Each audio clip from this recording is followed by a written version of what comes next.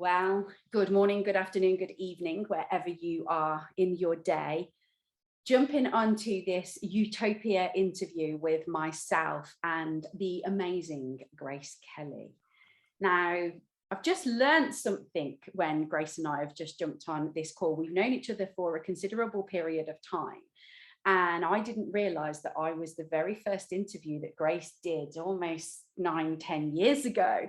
And how beautiful it is for us to be here now and to start to explore what has happened in Grace's life over that period of time and to really understand where she's arrived at. So let me tell you a little bit about Grace. Grace does call herself a life coach, but to me, she's much more than that. Because what she does is she gets people super clear with where they are in their life. She helps them to really get out of limbo, to enjoy life more, to connect with life more. And some people might call that a life coach, but for me, I just feel it's so much more than that. And having watched and followed Grace's career over this period of time, she's been a massive inspiration to me and a massive inspiration to me in a really difficult time that happened for her over the last few years, which we will touch on as we go through the interview. So being able to have a conversation about your version of Utopia, Grace, is a real pleasure. So thank you for coming and joining me today. Oh, thank you, Clare. That's a lovely introduction. Yeah, it's great to be here. I always remember our first interview when I was just starting out in coaching and didn't really know what was going to happen next. But what a lovely career shift. What a lovely change. Absolutely.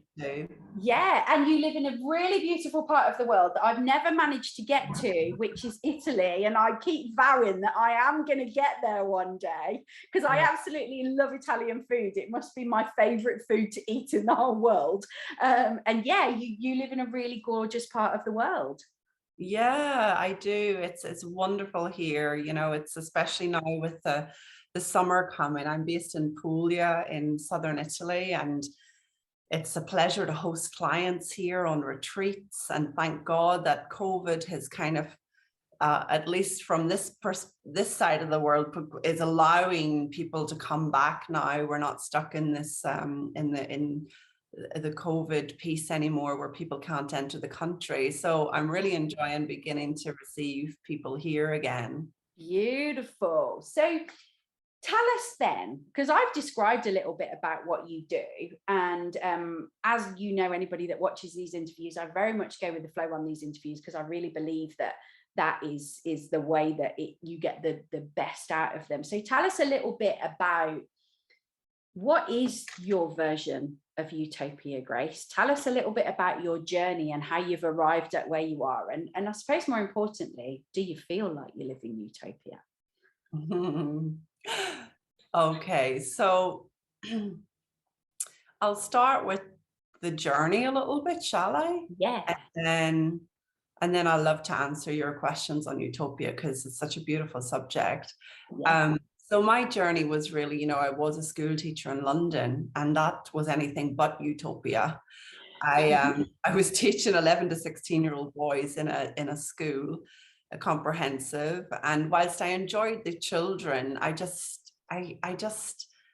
the whole thing lacked any sort of passion for me. It was a bit of a dreary building, and it was a dreary part of London, and I would go to work each day feeling more exhausted at the beginning of the day and having more energy the moment I got out of the place. So I knew something was off. I knew that being a school teacher 9 to 5 was not Utopia for me, but I didn't know what else I could do. Yeah. I was just very much a teacher. Since I was a child, I wanted to be a teacher.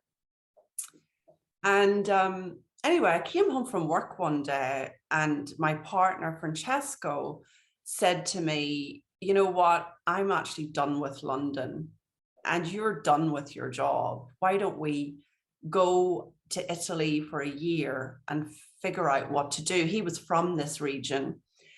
And we'll figure out what to do. Maybe we'll go to Canada, maybe we'll start a business, maybe we'll get jobs somewhere else. once I got here and I was surrounded by the beauty of this place and the sea and the incredible food, my body started feeling better and I rested. I didn't want to go anywhere else. I just felt, wow, this feels like home. So, there's only so much beach time you can take. There is a point where you want to be of service. You want to be helping people. You want to be using your gifts. And I just got a bit restless. Yep. I began to think about what else could I do? And I was around a lot of coaches, I suppose, because I was in London. I would host events in the evening after my job, and I would meet up groups and things, and I was around coaches. I just didn't think that I was one or could become one. But I began following a woman who became my mentor, and she was just out there doing it very naturally and easily. And I thought, gosh, I think I could do that. I think there's something in that for me. So I began to go in that direction. I hired my own coach. I got into coaching academies and learned how to be a good coach. And I was quite blessed, Clare, that I got a lot of clients very quickly. It was almost like a flow of possibility. And at the time, my blog that I was writing, which was describing my life in Italy, became a nominated website by Forbes. Wow. 100 top websites for women, and that boosted things. So I moved into this experience of utopia with my career. Suddenly I was traveling the world, hosting clients from Saint-Tropez to Los Angeles, Sydney, Rome, London, New York. And I was really out there, enjoying all of that. And then at some point I felt like it would be lovely if people came here. Yeah.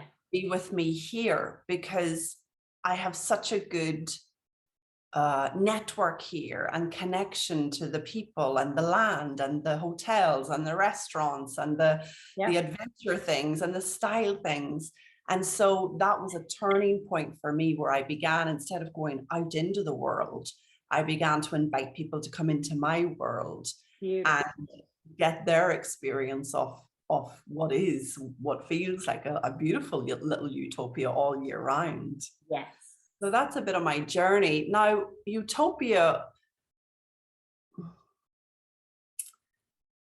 I was one of these seekers at the time, Clare. A lot has changed. I was one of these seekers at the time where I really thought that Utopia was, for me, was out there. Yes. So I was often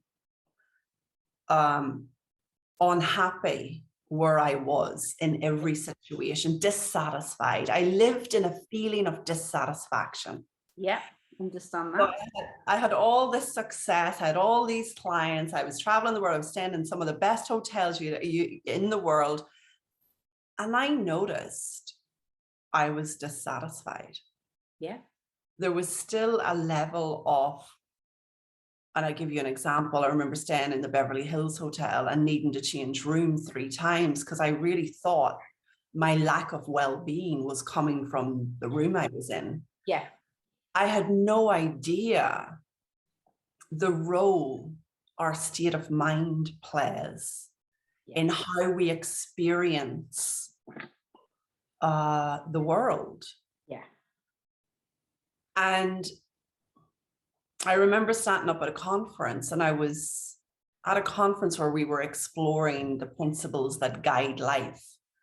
And I remember saying to the teacher, well, I don't know if I should be in Italy or I should be in America. I don't know if I should be with this man or I should be with another man. I don't know if I'm doing the right thing. I mean, I travel the world, I have all these clients. And the teacher just looked at me and she said, you have a wonderful life and you just don't see it. Yeah. And she was absolutely right. My state of mind, my habitual thinking was filled with insecure thoughts about Am I doing the right thing? Am I in the right place? Am I with the right person? Should I go? Should I stay? What should I do? There's somewhere better. There's somewhere else. Yeah. That kept me out of a feeling of utopia. Yeah. And it looks to me, Claire, my version of utopia, which feels like heaven, it looks to me like utopia. Yes, you can live in a beautiful place. Yes, you can have success. Yes, you can have a wonderful partner. Yes, you can all. But to me now, my version of utopia is there based on your state of mind. And when you're in a low state, you will fall out of feelings of utopia. You'll fall into dissatisfaction, comparison, insecurity, fear, anxiousness.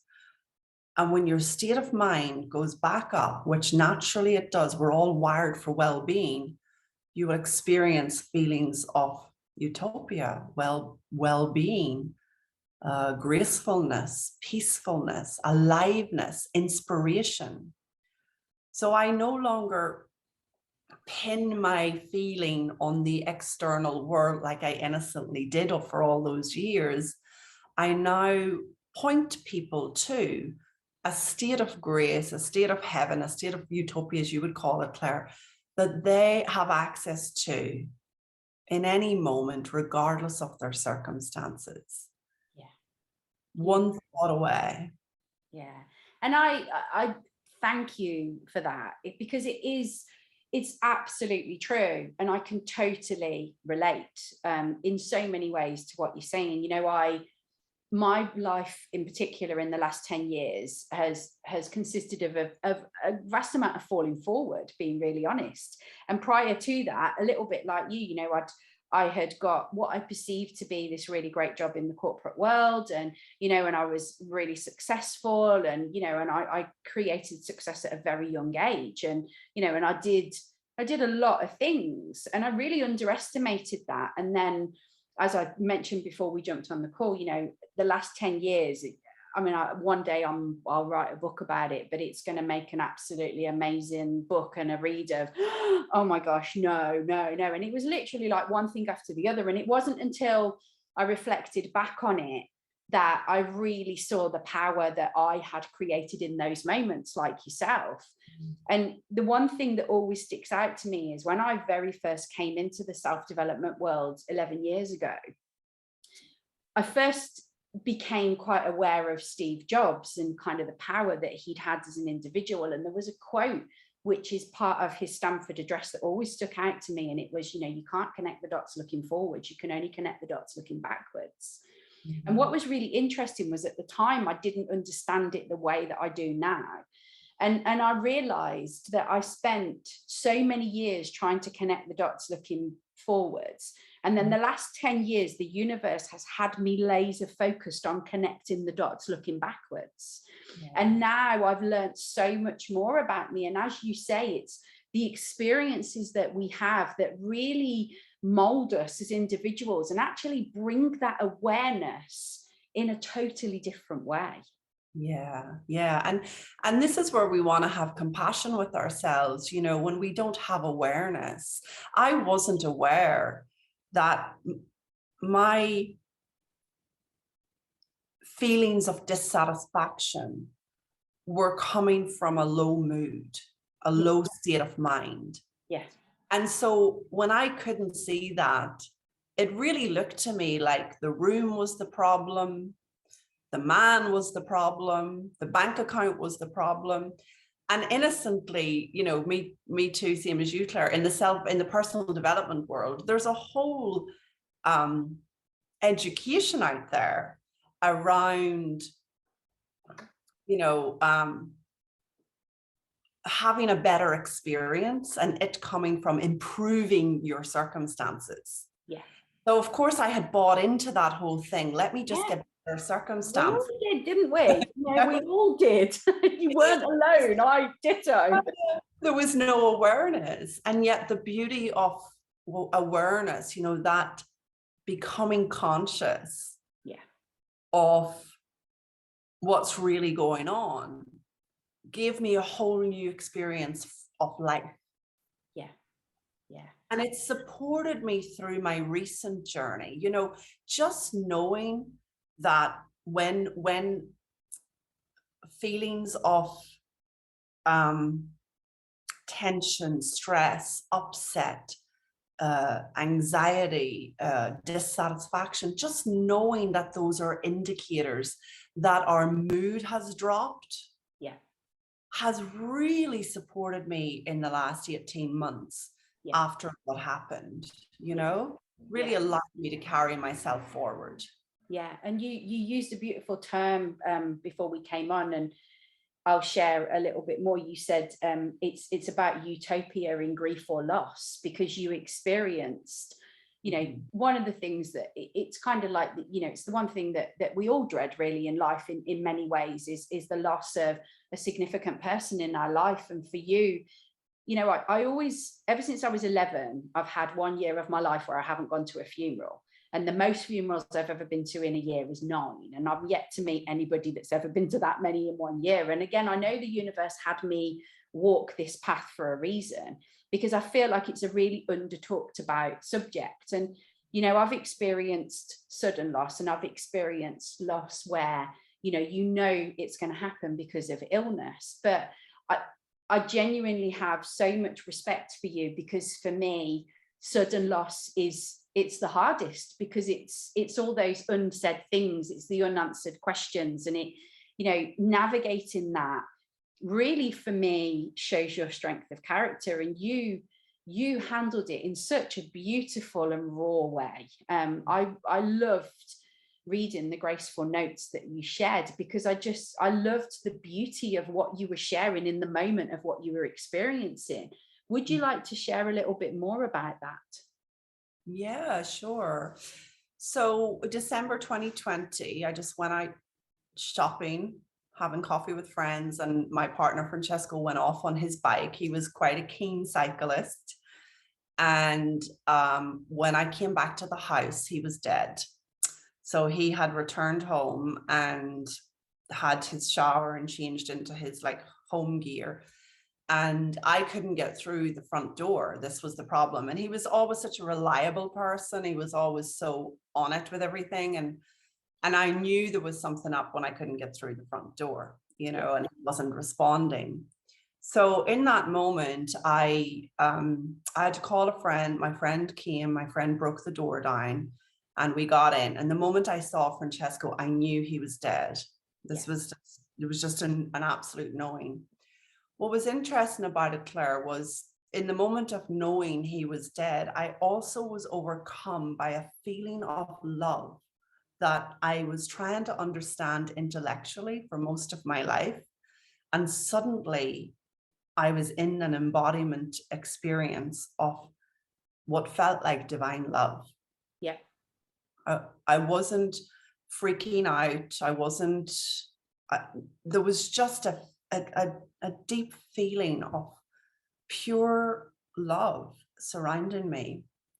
That love carried me through for quite a number of months afterwards, until my mind decided I shouldn't be feeling this good. Yeah. And the story started. And the story started. Yeah. And that's when the grief began to come more fully. So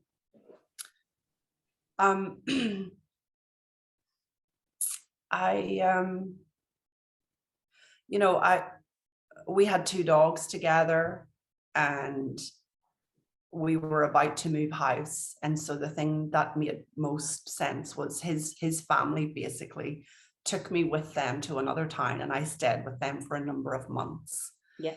And in that period of time, I began writing, and those are the grace notes that you have experienced. I began writing about, I suppose, my relationship mostly, and the love that was always there, and the eternal love that continues. Yeah. As part of that love, I began to notice signs from Francesco. and I began to ask for signs from Francesco. And I had some of the most incredible miracles come forward that it began to stir my curiosity more deeply Yeah. in the afterlife. Yeah. It does. This is what it does to you. It really does. And I'd always been quite spiritual. I mean, I'm quite spiritual, but this was something like, this was just so beyond. I would ask for something, and it would arrive in my world within sometimes within hours. Yeah. And Francesco was great at fixing things. You know, I would always say, my babe fixes everything. My babe fixes everything. So I never really lived in a state of worry, because I had this beautiful man who, well, you know, if something goes wrong, he'll fix it. Yep. So I would have conversations with him about helping me fix certain things from the computer. I'm not technologically aware. So from the computer, he was in the world of software. He knew that world. So I would ask for help around that. I would ask for help around things in the home. I would ask for help in all the things he was really good at in this world. Yep. I began to call on him for that from his world. Yep. And I started to see, Claire, the connection was so deep and so strong. And I also started to see with very tangible signs. I have a whole book over here of all the miracles. I stored the miracles, and I love for that. them. Yeah. Because I wanted to remember. You know, it's so easy to forget, and it's so easy to also kind of go, oh, well, that didn't really happen. Maybe it was just a coincidence. So I wanted to store what was happening. Yeah. And I started to realize, from the place Francesco now stands, he can fix things even more than when he was in this world. Yeah. It's crazy. I know it sounds a bit shallow, but no, it doesn't. Men who can fix things. Yeah. Yeah. It doesn't, because I mean, that's the beauty of embracing this thing that is happening to every single one of us at some point. And, you know, I always maintain that I find it really challenging that death is viewed as such a negative thing, when actually there's a huge amount of beauty in it. I've had some of the most amazing conversations, Grace, with my mom since she's been dead than I ever had when she was in this world. So I can totally connect with what you're saying. It's just beautiful, you know, it's just beautiful. Now, and I want to also share a bit of the other side of the equation, which is, of course, I experience sudden loss and deep grief. But I think what saved me from being completely taken down by that grief was understanding the role that our state of mind plays. So I would notice, in a low mood, my experience of grief was worse. Yeah. In a low mood, I would get stories of regret and shame and shoulda, woulda, coulda. Yep. Up the elevator of consciousness on a different floor, because I kind of describe our state of mind. I always find this helpful. State of mind is like the Empire State Building. The higher up the floor you go in the Empire State Building, the clearer the view of New York City. Absolutely. The higher up in consciousness you go, the clearer your state of mind, your world looks differently to down on the lower floors. Yeah, because you're going outside of the energetic field of the lower vibe of the energy. You're expanding. Right. You know, we live in this infinite universe, and we're not always reminded that we can expand into all of it, because we are the energy that is all of it. Yeah, beautiful. So on the higher floors of consciousness, my state of mind was further up and fresher, and I would have memories of Francesco and I that didn't give me pain and regret, or didn't leave me feeling sad. On the lower floors, on the lower mood, I would get the same memories, but a feeling of sadness would come in. consumes you, doesn't it? Yeah, Yeah. completely. You know, you can't. Yeah, I get that. Now, I don't know other people's experience of grief, but given the feedback that people give me about my strength go in that scenario, it looks to me like I didn't get consumed by my feelings of loss. Because when you understand that your feelings are a reflection of your state of mind, you have a little bit of distance from, it's like you're watching yourself, but you're not getting consumed by it. Yeah. I wish I could explain that more gracefully, but one of the most helpful things that I have learned is that a feeling of anxiousness, upset, tension, stress, even grief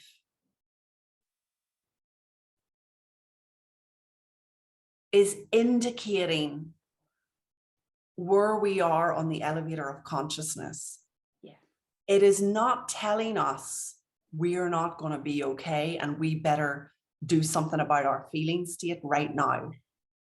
And there's a freedom in knowing that. Yeah. There's a freedom in that. I learned this through what's currently known as a paradigm shift in psychology, known as the three principles. Mm-hmm. And I learned that these principles that guide life, but a combination of understanding how the mind works has made me less afraid of my experience of grief, of loss, of anxiety, of anything I'm going through. Yeah. And couple that with this beautiful connection with Francesco. Yeah. And the hopefulness of eternal life and love, a love that never dies, and all the miracles he continues to provide, has allowed me to navigate gracefully. Yeah. And you truly have. And thank you. That is it.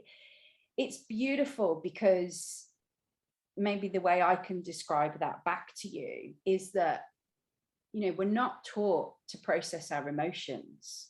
If anything, we're taught the complete opposite. We're taught to put them away. You know, how often are children told, stop crying?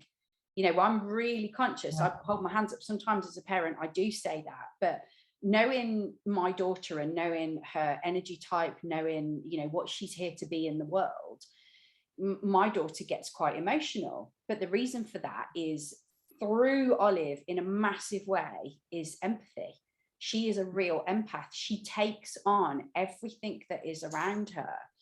And from a really young age, and I do put this down to the fact that, you know, I have kept her away from a lot of the vaccinations and the stuff that would stop her connection, that puts the veil there. But from a really young age, she's been such a guiding light to me, because she was only 14 months old when my mum passed away. And I remember her saying to me, she was 2.5 years old, and we're driving in the car one day, and she turns around to me and she said, Mummy, she said, why did grandma go to heaven? Because I always described that grandma lived in heaven, because it was, you know, how do you explain to a 14-month-old child that, you know, this person that's there is no longer there?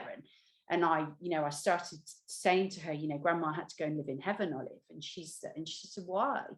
And I said, well, darling, I said, grandma's body just wasn't working properly. I said, and in the end, they couldn't fix it. I said, so the only option that grandma really had was that she had to go and live in heaven. Now, there's obviously a lot more to that, but, you know, trying to you know, get a very young child to understand this, you've got to do it very simplistically.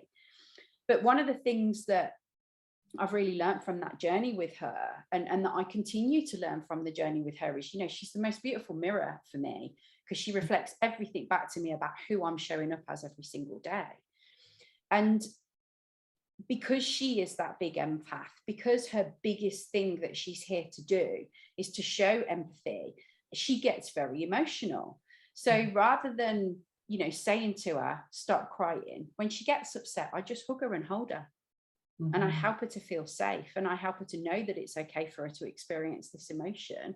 And then we talk about where is it coming from, and I help her to calm and embrace it, because you know, emotion is a huge part, and our emotional safety is such a massive part of who we are.